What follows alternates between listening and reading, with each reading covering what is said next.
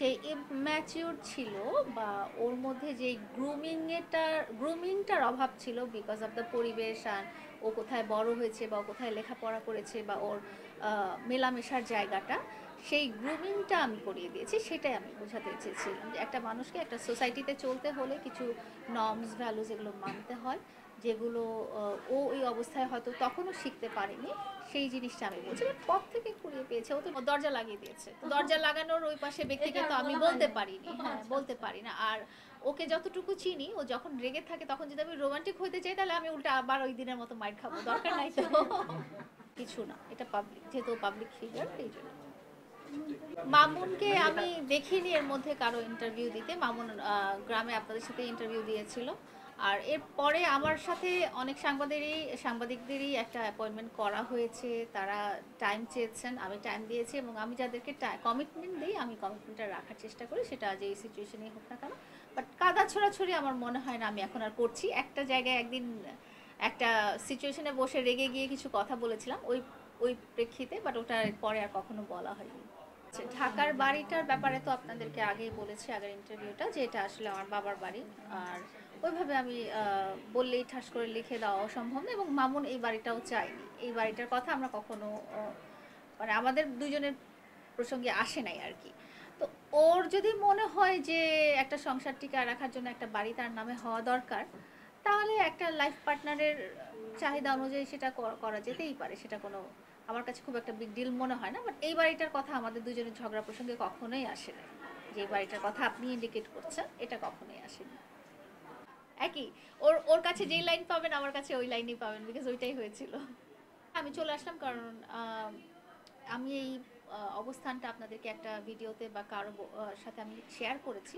সেটা হচ্ছে যে ওর গ্রামের বাড়ি শরীয়তপুরে অনেক দূরে একটা দ্বীপের কাছে, প্রায় নর্মালি যেতে 8 ঘন্টার মতো লাগে। আপনি বলছি একবার একটু রোমান্টিক। আমি জানি যে ওকে ও রাগার অবস্থায় কিছু বললে সেটা কাজ হবে না।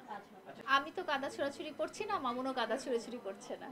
ব্যক্তি জীবন মানে কি, মামুনের সাথে রিলেশনটা আমাদের কখনোই হিডেন ছিল না। প্রথম থেকে যখন আপনারা আমাদেরকে দেখেছেন তখন থেকেই মামুনের সাথে রিলেশনটা আমরা, হয়তো মামুন মুখের উপর বলেনি যে আমার সাথে সম্পর্ক আছে, বাট লাস্ট কয়েক বছর থেকে ও বলেছে যে আমি আর মামুন একটা রিলেশনে আছি অ্যান্ড আমাদের মধ্যে ভালো সম্পর্ক, সে আমাকে ভালোবাসে আমি তাকে ভালোবাসি, এই ধরনের কথাগুলো প্রায় বলা হয়েছে। তো মামুনের সাথে এই ধরনের রিলেশনটা আসলে খুব পার্সোনাল। মামুন এবার কোনো বাড়ির কথা আপনাকে বলেন সেটা অনেক আগে, লাস্ট বছর অক্টোবরে একটা বাড়ি নিয়ে ঝগড়াঝাটি হয়েছিল, বাট এরপরে আর হয়নি।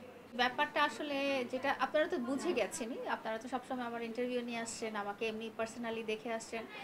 আমি ইউজুয়ালি রাগ করি না বা এক্সাইটেড হয়ে যায় না। আপনারা যদিও চেষ্টা করেন খোঁচানো, যতই চেষ্টা করেন খোঁচানো, আমি ইউজুয়ালি ওইভাবে রেগে যাই না। তো দিন ওই দিনের আগ মুহূর্তে একটা ঘটনা হয়েছিল যেটা আমি এখন ডেসক্রাইব করতে চাচ্ছি না। যেই ঘটনার কারণে আমি বলে দিয়েছিলাম এটা, মানে এটাও আমি বলতাম না। এটা হচ্ছে যে মানে আমরা তো মুসলমান সবাই, আপনি আমি আমরা সবাই তো আমরা জানি যে আসলে বিয়েটা হচ্ছে সবচেয়ে বৈধ এবং সবচেয়ে বৈধ সম্পর্ক।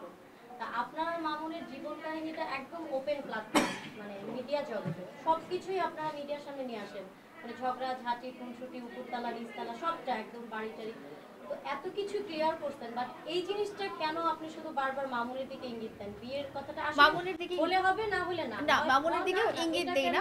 এই এই এই কোশ্চেনের উত্তরটা, হ্যাঁ উত্তরটা আমি অনেকবারই দিয়েছি যে বিয়ে শুধু দুইটা মানুষের মধ্যে না, এখানে দুইটা পরিবার এবং দুইটা বৃহত্তর পরিবার, দুইটা সমাজ, দুইটা মানে বড় সারাউন্ডিংস এর সাথে রিলেটেড।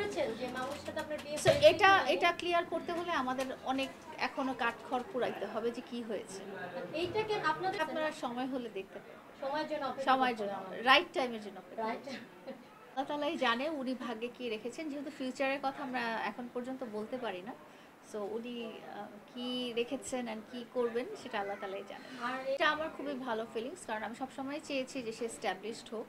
আপনারা হয়তো আমার আগের ইন্টারভিউগুলো দেখেছেন বা আমার আগে কথাবার্তাগুলো দেখেছেন যে আমি সবসময় চাই যে সে নিজে কিছু করুক, সেটা মিডিয়ার ক্ষেত্রে। এটা ও ভালো বলতে পারবে থেকে কেন এরকম উদ্যোগ নিল না, এটা সে ভালো বলতে পারবে, এটা ও ভালো বলতে পারবে, এটা আমার জানা নেই। থেকে ঠিক কুড়িয়ে নিয়েছি সেটা বলছি না, আমি যেটা মিন করেছিলাম, আমি যেটা বোঝাতে চেয়েছিলাম যে ও ডেফিনেটলি পথে ছিল না, এটা তো সবসময় বলেছি। এখন সব কিছু ভুলে বলতে কি বোঝায়? মানে আসলে আমি এই এই ডিস্টেন্সটা কিভাবে নিচ্ছি জানেন, আপনাকে বলি। একজন প্রবাসী যিনি কাজ করেন, উনি কিন্তু এমনও হয়েছে যে 10টা বছর উনি ওনার বউ বাচ্চা ফেলে বিদেশে আছেন, বিকজ তার কাজের জন্য, তার প্রফেশনের জন্য, তার জীবনের উন্নতির লক্ষ্যের জন্য, এবং তার বউ বাচ্চা বা বাবা মাকে ভালো রাখার জন্য। তো এখন যেহেতু ঝগড়াঝাটি একটা ব্যাপার সামনে চলে আসে, বাট আমার মনে হচ্ছে সে এইরকম একটা সিচুয়েশনে, আমি পজিটিভলি চিন্তা করতে চাই। বের করে দিইনি আমি, এবার ও বাড়িতে যাওয়ার জন্য ব্যাগটা গুছিয়ে দিয়েছিলাম।